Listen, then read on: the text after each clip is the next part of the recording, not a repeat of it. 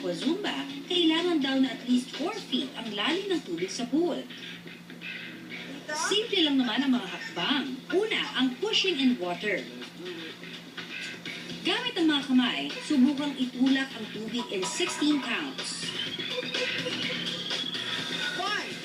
2, 3, 4 to the front.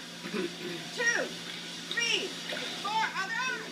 Ang sunod na step ay tinatawag na rolling hands. Habang iniikot ang mga kamay, sabay namang itaas ang kaliwang paa at sunod naman ang kanan. Nire-rekomenda na gawin ito in 16 counts. Ang sunod na step, ang water jumping jack and rolling hands. Ang aqua zumba or any water sports, walang impact sa katawan. Ang tubig ay 800 times denser than air, thereby acting as a buffer and a resistance.